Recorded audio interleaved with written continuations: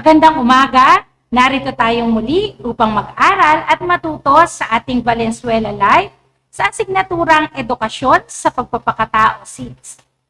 Ako ang inyong guro, Ginang Maria Emilu Itiosan mula sa Paaralang Elementarya ng Arcadio F. Beato. Halina't manood, mag-aral at matuto ng magandang asal. Handa na ba kayo? Bilang panimula, nais kong isulat ninyo sa comment section ang salitang present, ang inyong pangalan, gayon din ang inyong paaralan. Ikalawa, ihanda ang inyong self-learning module, ballpen at papel. Ikatlo, gamitin ng tama ang mga FB reaction buttons at comment box sa pagsagot sa mga pagsasanay. Ika-apat, maging magalang at maingat sa pagsagot sa comment box. Ika-lima, makinig ng mabuti upang maunawaan ng lubos ang aralin. Handa na ba ang lahat? Halina, mag-attendance tayo. Mayroon kayong 2 minuto para dito.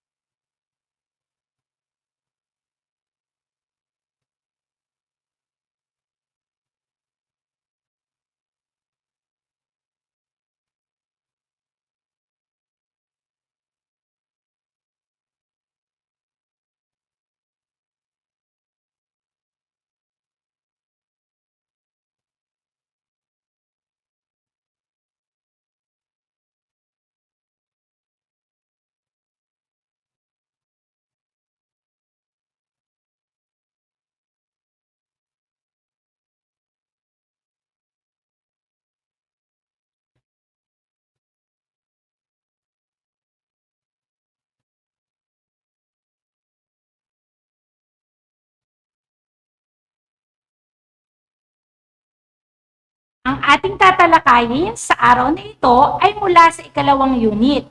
Inaasahan na malinang sa inyo ang kasanayang pampagkatuto na naipapakita ang kahalagahan ng pagiging responsable sa kapwa. 4.3, pagiging matapat na may code na ESP6P-2A-C-30. May inanda akong pagsasanay para sa inyo. Nais kong isulat ang salitang wasto kung tama ang isinasaad ng pangungusap at hindi wasto naman kung mali. Mayroon kayong 10 segundo para sa bawat bilang. Halina, simulan na natin. Narito ang unang pahayag. Nagkagalit kayo ng kaibigan mo at nabalitaan mong siya ay nagkaroon ng sakit na COVID-19. Ikinalungkot mo ang pangyayari at naisipang padalan siya ng prutas. Ang 10 segundo ay simulan.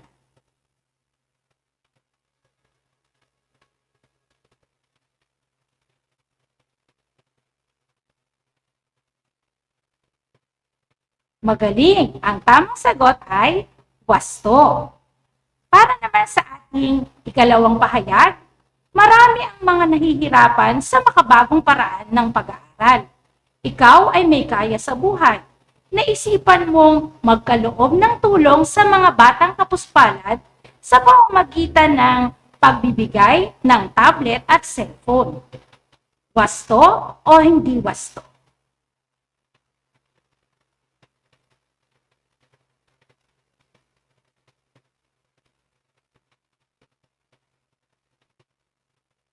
Magaling! Ang tamang sagot ay wasto.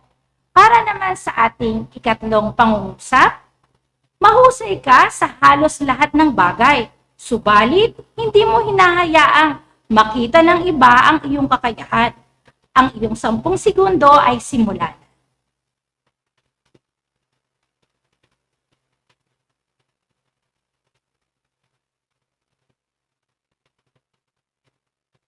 Tama, hindi wasto ang sagot. Para naman sa ating ika-4 na pahayag, marami ang naapektuhan ng pandemyang COVID-19. Marami kayong mga dilata, tinapay at bigas, subalit ayaw mong magbigay sa mga kapitbahay sapagkat gusto mong may kapalit ang anumang iyong ibibigay. Wasto ba o hindi wasto? Maaari na tayong sumagot.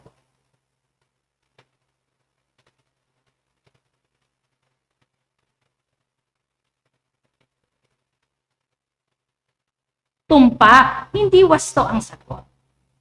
Para naman sa ating huling pahayag, nais mong makatulong sa mga kababayan mong tinamaan ng pandemya.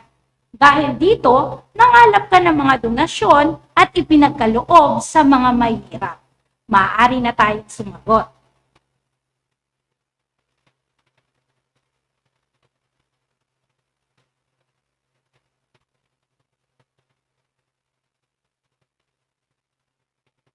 Magaling! Wasto ang tamang sagot.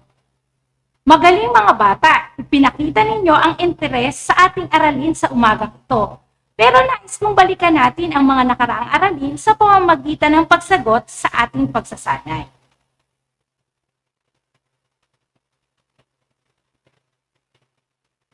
Sagutan ng masayang mukha kung katangian ng mabuting kaibigan at malungkot namang mukha kung hindi. Muli, meron kayong 10 segundo para sa bawat isa. Para sa ating unang pahayag, pinagtatakpan ni Elsa ang kanyang kaibigan upang hindi mapagalitan ng guro. Maaari na tayong sumagot.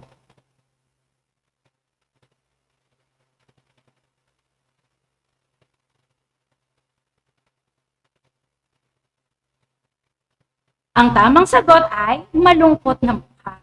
Para naman sa ikalawang bilang, mahinahong pinagsabihan ni Jana ang kaibigang si Joy tungkol sa mahabang oras na inilalaan sa pag-TikTok. Ang 10 segundo ay simula na.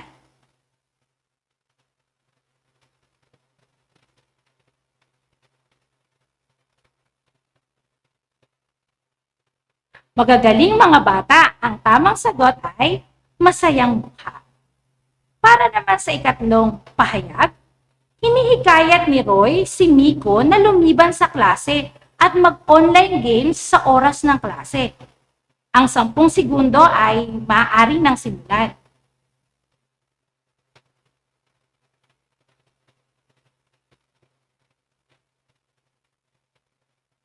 Mahusay mga bata, ang tamang sagot ay malungkot na mukha.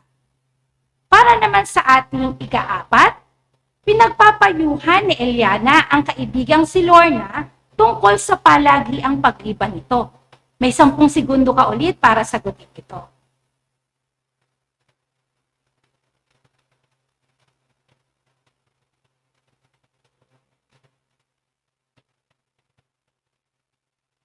Tumpak, masayang mukha ang sagot. Para sa panghuling bilang, dinadamayan muli ang kanyang kaibigan sa panahong dumaranas ng pagsubok. May 10 segundo ka ulit para dito.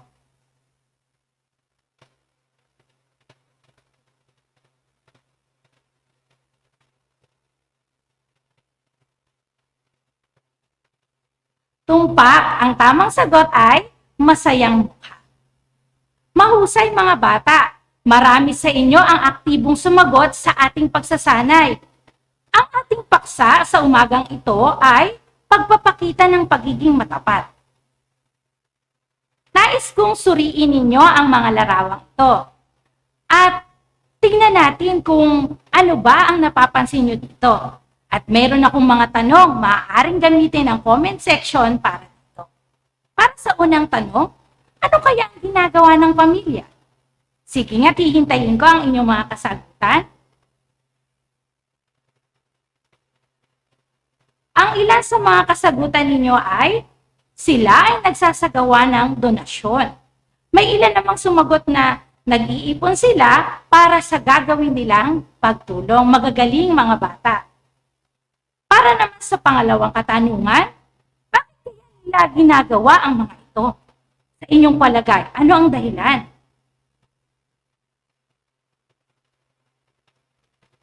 Magaling. May mga sumagot na nabalitaan nila na marami ang naapektuhan ng sakuna o trahedya.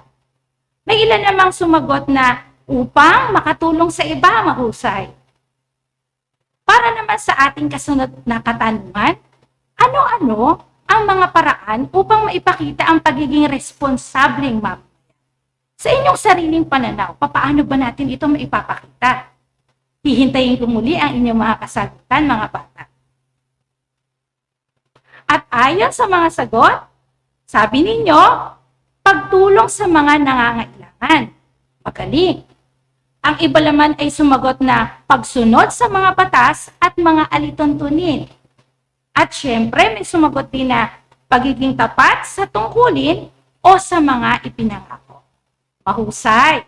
Ngayon naman, upang mas mapagtibay pa natin ang ating aralin, narito ang isang maikling kwento na isinulat ni Ginang Mary Grace L. Diaz na may pamagat na Munting Handog. Nais kong basahin at unawain ninyong mabuti ang teksto. Maaaring sundan ng mga mata habang binabasa ko ito ng malakas at meron akong mga katanungang hinanda mula dito.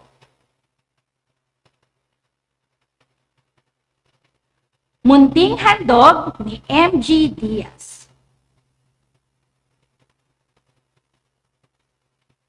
Patuloy ang pagtaas ng bilang ng mga tinamaan ng sakit na COVID-19. Maraming establishmento ang nagsara, marami ang nawalan ng hanapbuhay, dagsa ang nanghihingi ng tulong. Sa lungsod ng Valenzuela ay may isang pamilyang nais makapag-abot ng kaunting tulong para sa kanilang mga kababayan. Ito ay ang pamilyang Makatao. Dahil dito, napagkasunduan ng mga anak na sina Malakas, Malaya, at Maharlika na maglaan ng kanilang baon araw-araw upang maiambag sa pagbili ng bigas at dilata na ipamimigay sa mga nangangailangan. Isang araw, si Malakas ay naglaan ng 5 piso sa kanyang baon. Subalit, hindi upang iambag sa nangangailangan, bagkus para ipambili ng bagong laruan.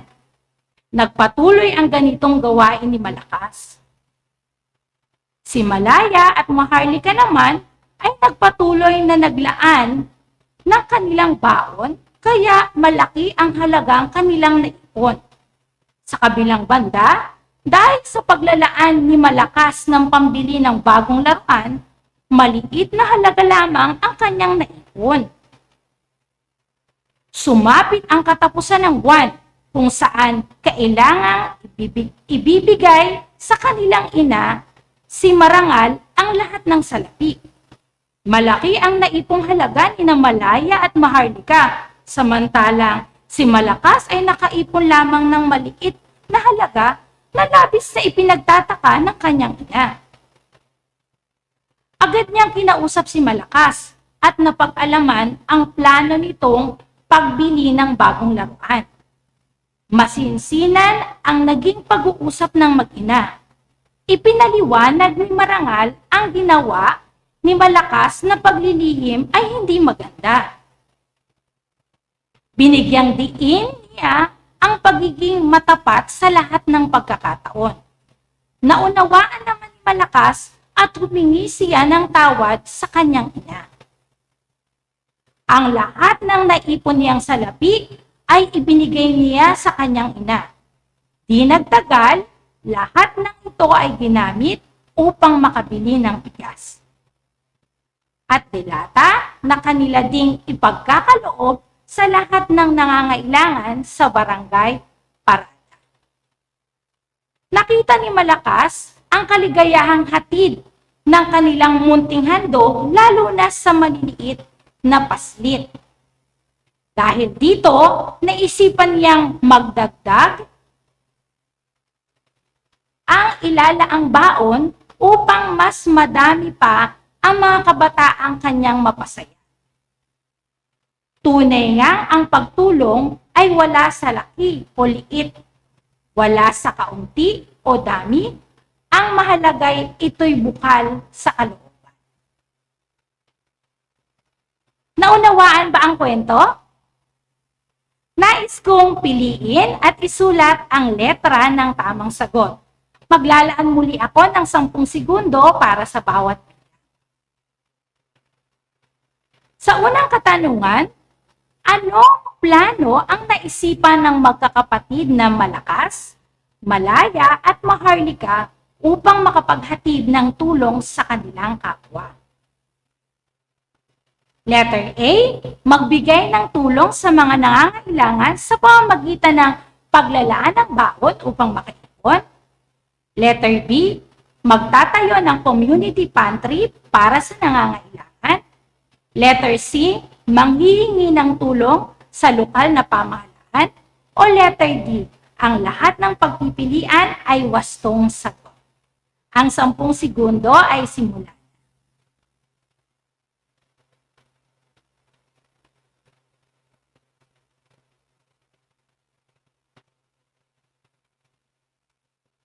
Magaling, ang tamang sagot ay letter A. Para naman sa ating ikalawang katanungan, anong katangian ang binibigyang diin sa kwentong inyong binasa? Sa letter A, ang katatagan sa pagharap sa pandemya. Letter B, pagkakaroon ng matibay na pananampalataya. Letter C, katapatan sa lahat ng bagay. O letter D, pagmamahal sa pamilya.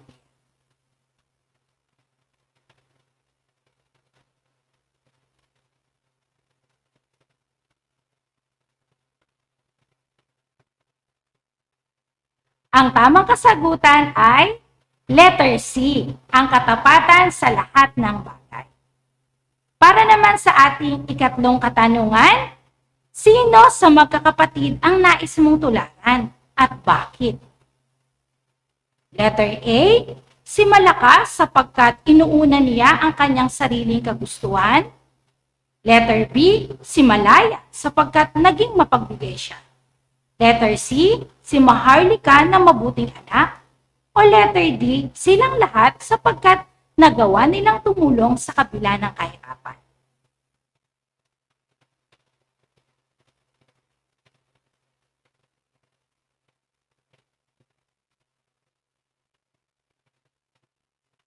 Mahusay. Ang tamang sagot ay letter D. Lahat sila sapagkat naroon yung pagnanais nilang tumulong.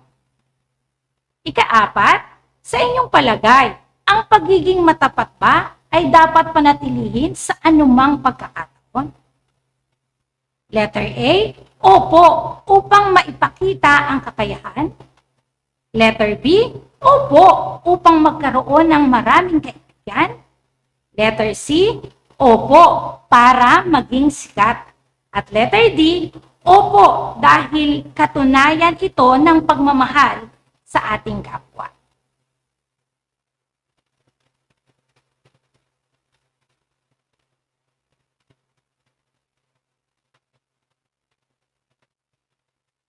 Mahusay. Ang tamang sagot ay letter D at lahat kayo ay nakakuha ng tamang sagot. Para sa ating ikalima, mahalaga ba ang pagtulong sa kapwa sa inyong palagay? Letter A, opo, sapagkat isa sa utos ng Diyos na ibigin ang ating kapwa. Letter B, opo, sapagkat makatutulong sila sa ating pangangailangan.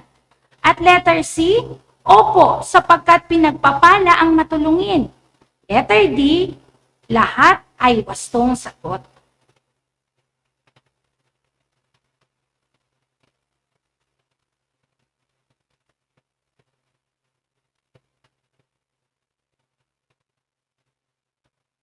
Ang tamang sagot ay letter D. Magagaling mga bata. Tunay na nakinig kayo sa ating binasa at naipakita ninyo ang partisipasyon sa ating aralin.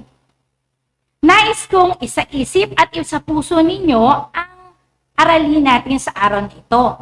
Mahalaga ang katangian ng bawat individual ang pagiging responsable sa kapakanan ng kapwa. May pamamalas natin ito sa pamamagitan ng pagiging matapat. Ating tandaan, ang katapatan sa mga inatang na tungkulin at pagtupad sa mga binitiwang pangako ay ilan lamang sa mga paraan upang maipakita ang pagiging responsableng individual. Ngayon naman, dumako tayo sa ating pagsasanay bilang pagpapalalim sa ating aralin. Narito ang inyong gagawin. Ipahayag ang inyong damdamin, sagutin ng kasiyasiya o di kasiyasiya ang mga pahayag. Mayroon kayong 10 segundo para dito. Para sa ating unang pahayag, naunawaan ang mensahe ng kwento. Tingnan ko nga ang inyong kasagutan kung naunawaan ba ang mensahe ng kwento.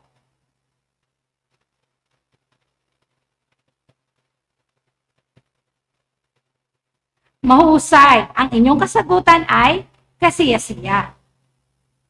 Para naman sa ating ikalawa, natututuhan ang kahalagahan ng pagiging matapat. Kasiyasiya o hindi kasiyasiya.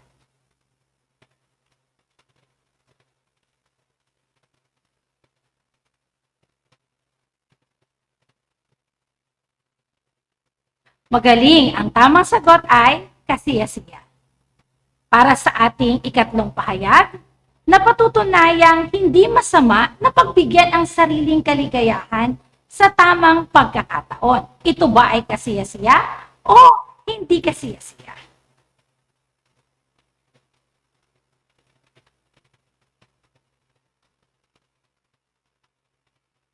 Magaling, ang inyong sagot ay kasiyasiya.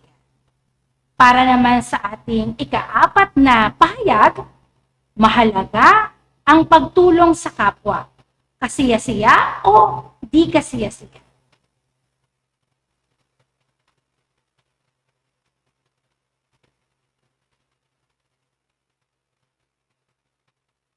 Mahusay. Ang tamang sagot ay kasiyasiya.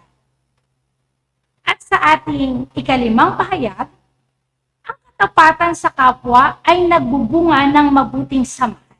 Ito ba ay kasiyasiya o hindi kasiyasiya?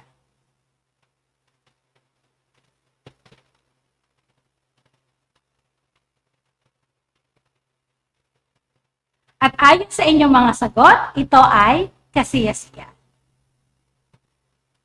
Magaling mga bata, sa puntong ito nais kong gawin natin ang isagawa. Piliin ang tamang letra ng pahayag para sa ibinigay na salita. Bibigyan ko muli kayo ng 10 segundo para sa bawat. Sa unang salita, katapatan.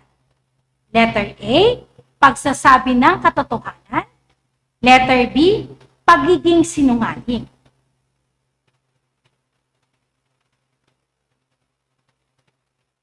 Ano ba ang katapatan?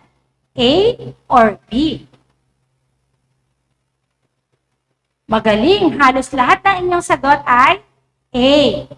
Para naman sa ating ikalawang salita, kapwa. A. Mga nilalang ng Diyos na karamay ng mga tao.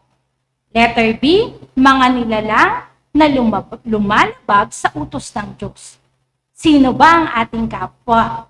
A or B?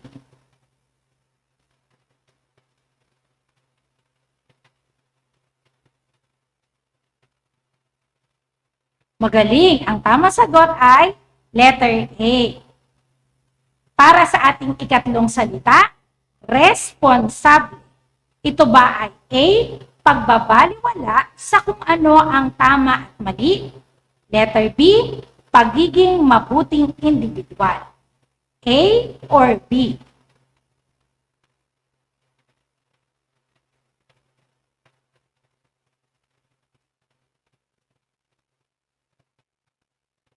Mahusay. Ang tamang sagot ay pagiging mabuting individual. Letter B. Sa ika-4 na salita, tulong. Ito ba ay A, damdamin ng paninibugho o pananatili? O letter B, pagbibigay ng saklolo o agapay sa iba? A or B?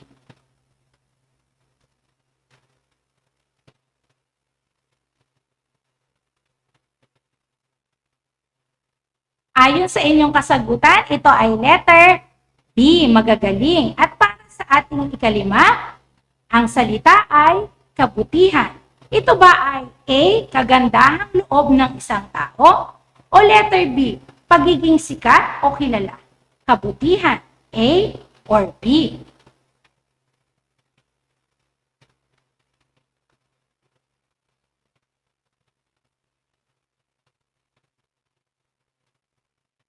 Mahusay. Ang tamang sagot ay letter A, kagandahang loob ng isang tao. Magaling mga bata. Para sa ating pagtataya, nais kong piliin at isulat ninyo ang letra ng wastong sagot. Mayroon kayong 10 segundo para sa bawat bilang. Para sa ating unang pahayag, pagsasabi ng totoo sa lahat ng pagkakataon. A, sinang-ayunan.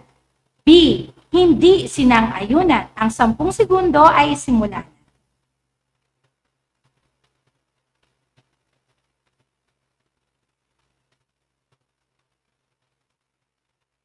At base sa inyong kasagutan, ang tamang sagot ay letter A, sinang-ayunan.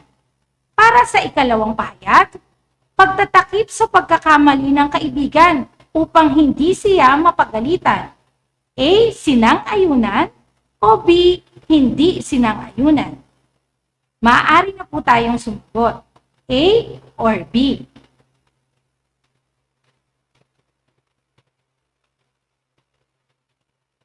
Tumpak, ang tamang sagot ay letter B, hindi sinang-ayunan. Para sa ikatlong pahayag, pagtulong sa kapwa sa panahon ng matinding pangangailangan. A, sinang-ayunan o B, hindi sinang-ayunan? Ano ang inyong kasagutan? Ito ba ay A or B?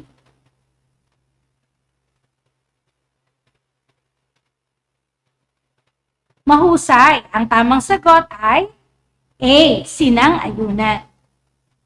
Para sa ika-4 na pahayag, pagbigay ng hatol base lamang sa naobserbahan at hindi batay sa totoong pangyayari. A, sinang-ayunan o B, hindi sinang-ayunan? Maaari na po tayong sumagot. A or B?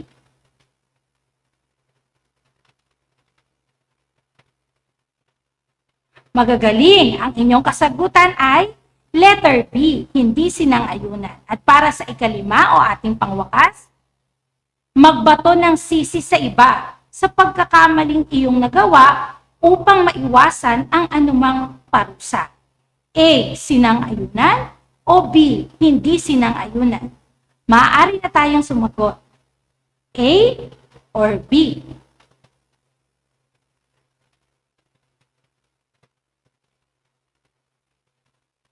Magaling. Ang tamang sagot ay letter B, hindi sinang-ayunan.